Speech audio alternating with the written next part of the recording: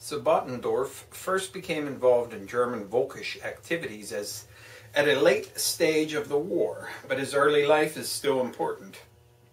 Compared to most Volkisch agitators in Imperial Germany, Sabotendorf seemed a cosmopolitan adventurer. His penchant for shady deals and espionage led him into subterfuges, which also earned him the reputation of a trickster. The son of a working-class Prussian family, Sabotendorf made an early break with his background by going to sea and working in the Middle East. A study of his early movements enables one to understand better those experiences which fashioned his attitudes and otherwise equipped him to play his not insignificant part in the counter-revolutionary operations at Munich in 1918 and 1919. And that's from Rudolf von Sabotendorf and the Tula Society in Nicholas Goodrich Clark's fascinating book, The Occult Roots of Nazism, and this is a Taurus Park paperback. Hello, and welcome to another edition of the Stench of Truth. There are a lot of individual issues that we could focus on, and certainly we could talk more about the economy and what's coming. As far as I'm concerned, you know, things can always be pulled back. But the end result is designed to be destructive. The economy is designed to collapse. Everything has been built up for this purpose. There is a new world order. There is a push for globalization. And the very mechanics and the workings of this entire framework for domination over the world have been put into place through the various powerful countries of the world, and that includes the United States, unfortunately. There are interlocking webs of economic and military ties between countries that do not allow nations of great importance like the United States or the UK or Germany or China or Russia to remain completely aloof from what goes on around the world. So, if the EU crashes, if the euro goes down in flames, there is going to be a ripple effect here in the United States. You need to realize that, and you need to be prepared for it. And also, we have the other aspect of what is done in the flailing, dying throes of empires. And that is to lash out with your military strength in order to try and reclaim some of what you have lost. So, more war will happen. I don't know about any of you, but I'm sick and tired of war. But there's more war coming. Middle East, Pakistan, Iran probably, which might involve China, Russia, who knows? Who knows where it's all going to lead? Bad news. Really bad news. And it's going to be sooner rather than later. Because the elites who run the show, the global conspiracy, the Bilderbergers and all of their ilk, the Rockefellers, the Rothschilds, the money men, all of these people are running according to a timetable. The timetable has been squashed.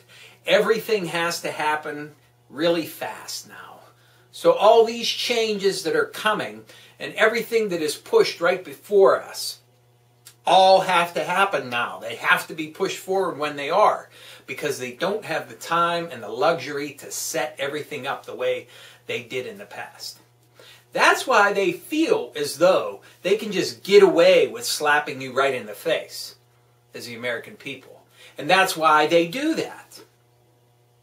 That's why they put forward candidates who just flatly go about the business of taking bribes and money from corporations in order to do their bidding in Washington, D.C.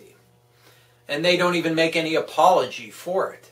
That's why someone like Elena Kagan can be offered for the Supreme Court, because it's a slap in the face to people who really look at what she represents the threat to our civil liberties, the threat to the rights that are outlined in the Constitution granted to us by, as the Founding Fathers would say, our Maker.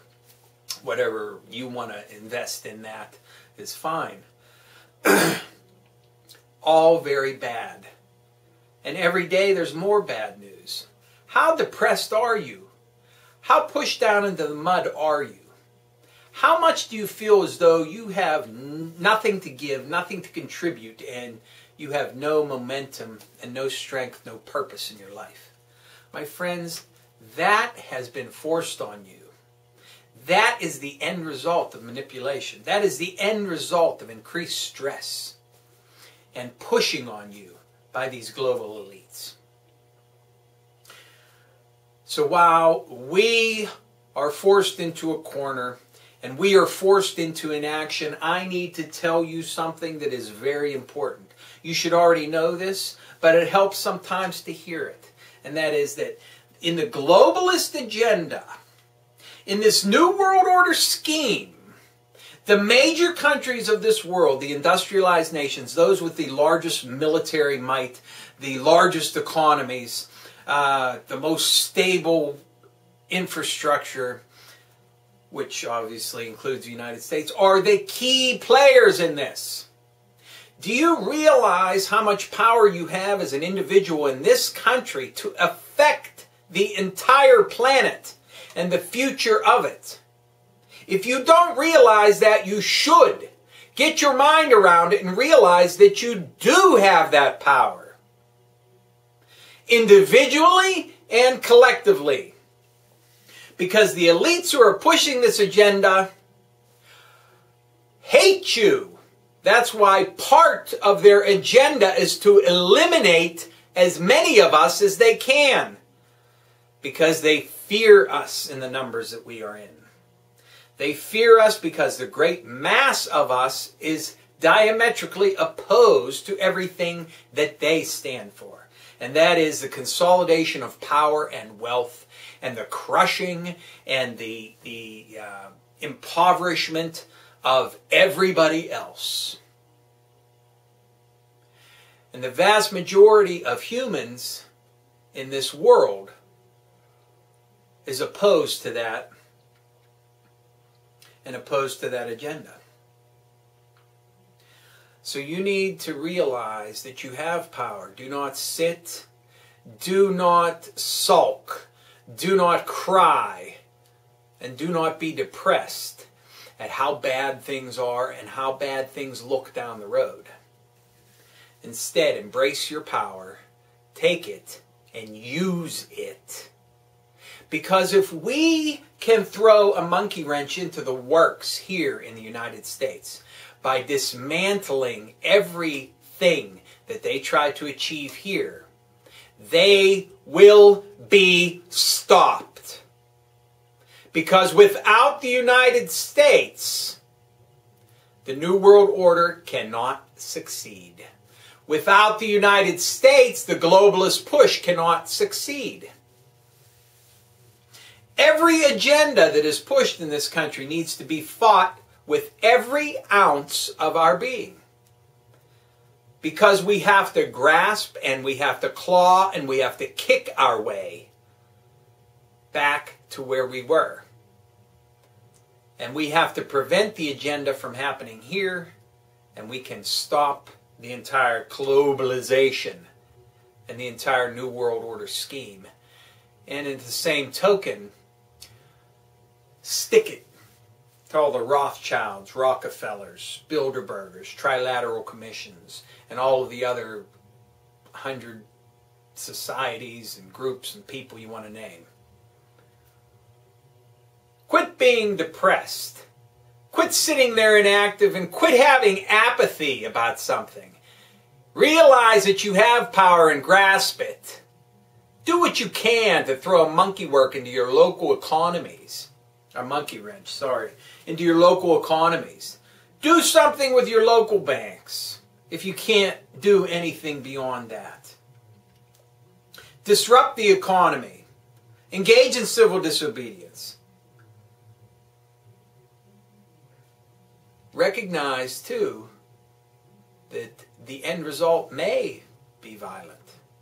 It may be violent. I don't condone it, and I'm not telling you to do that. But you need to realize that that may be what is required in the end. Because believe me, the elites and those in control, they've already planned for it. So you have to be ready. So quit pouting. Take back your power, because we can stop everything right here in the United States. Thank you.